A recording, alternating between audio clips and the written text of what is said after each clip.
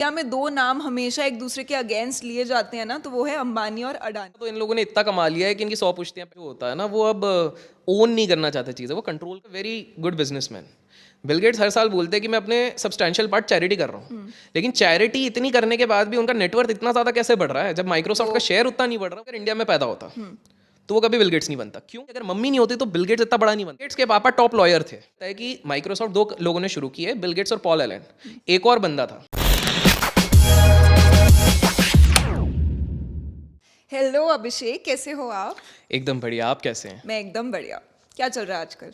बहुत कुछ चल रहा है, बस गर्मी कुछ ज़्यादा चल रही है एज ऑफ नाउ जब हम रिकॉर्ड कर रहे ये हैं। तो है। और जैसे अभी इंडिया की जैसे रिचेस्ट लोगों की बात हो रही थी, तो यहाँ पे ना जैसे इंडिया में भी और हर जगह भी ना कॉर्पोरेट राइवलरीज चलती हैं। Corporate rivalries is legit a thing. Correct. और अगर इंडिया में दो नाम हमेशा एक दूसरे के अगेंस्ट लिए जाते हैं ना, तो वो है अंबानी और अडानी।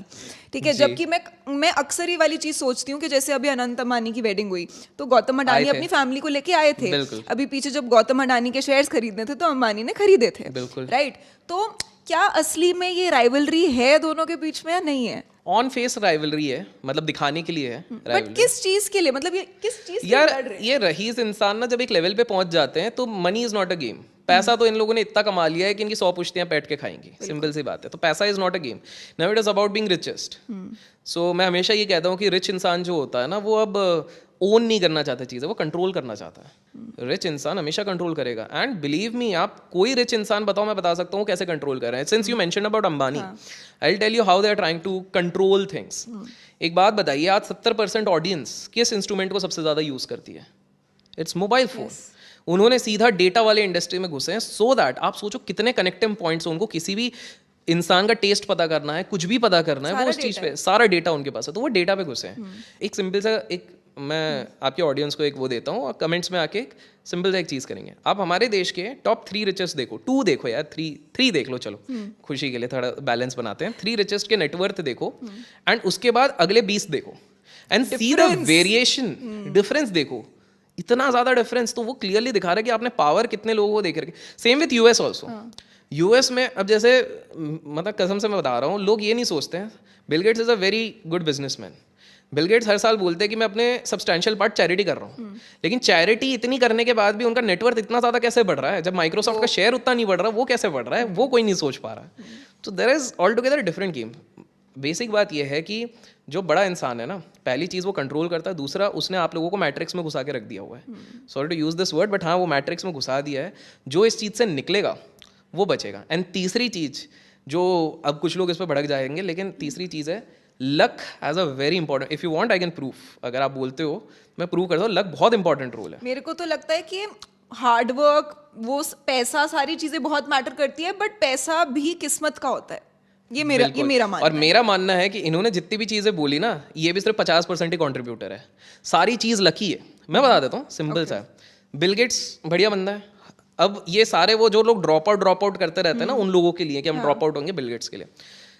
पहली बात, बिल गेट्स अगर इंडिया में पैदा होता तो वो कभी बिल गेट्स नहीं बनता। क्यों? बिल गेट्स को कंप्यूटर का एक्सेस 1960 में मिला, इंडिया में 1985 में आया। तो जब वो मल्टी मिलियनर बना, तब तो उसको पहली बार एक्सेस आता। पहले चीज क्लियर हो गई। पहली चीज इंडिया में हुआ। बिल गेट्स अगर लड़की होता, विमेन एम्पावरमेंट, तो भी वो नहीं हो पाता। क्यों? बिल गेट्स पैदा हुआ यूएस में। 1960 तक यूएस में जेंडर डिस्क्रिमिनेशन पीक पे था। आपको एक हैरानी की बताता हूँ, 1960 तक हार्वर्ड में विमेन का तो एडमिशन नहीं कराते थे। तो विमेन का एडमिशन नहीं, तो बिल गेट्स का एडमिशन भी ड्रॉप आउट छोड़ो, एडमिशन ही नहीं होता। पहली चीज, बिल गेट्स अगर रंग में गोरे नहीं होते तो भी नहीं होते, रेशियल डिस्क्रिमिनेशन, बिकॉज 1964 में एक्ट रिलीज हुआ था।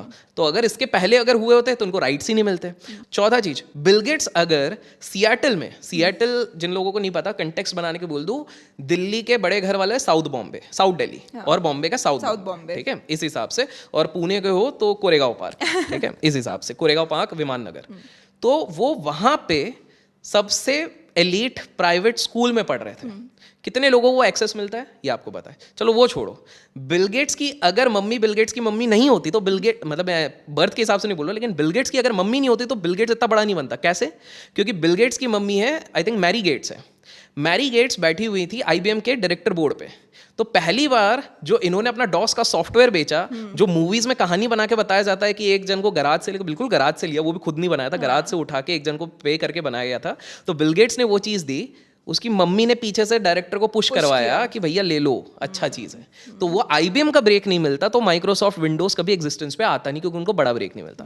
बिल गेट्स, मैं तो सारे एंगल से बता रहा हूँ आपको, बिल गेट्स जिस स्कूल में पढ़ता था, that was the only school in the United states of America जिसके पास एक सुपर कंप्यूटर उस समय पे था। एक्सपोजर भी हो गया। अब आप खुद समझ लो, मतलब वो बंदे के पास कितने, वो छोड़ो, अगर आज एक आम इंसान उस समय पे, जब जैसे इंडिया में क्या हो गया, लास्ट 7-8 साल से स्टार्टअप का कल्चर आया है, लोग अब समझ रहे हैं, तो अब उनको समझ में आता है ये एस्टैब्लिशमेंट होती है, कंपनीज एक्ट होता है, प्राइवेट लिमिटेड कंपनी LLP, अब तो इंटरनेट से समझ रहे हैं। उस समय पे तो कुछ था नहीं। बिल गेट्स के पापा टॉप लॉयर थे, और वो इन्फ्लुएंस कितने थे, उनका उठना बैठना था with people like George Soros, Clintons के एंसेस्टर्स, इन सारे लोगों के साथ उठना बैठना उनका था।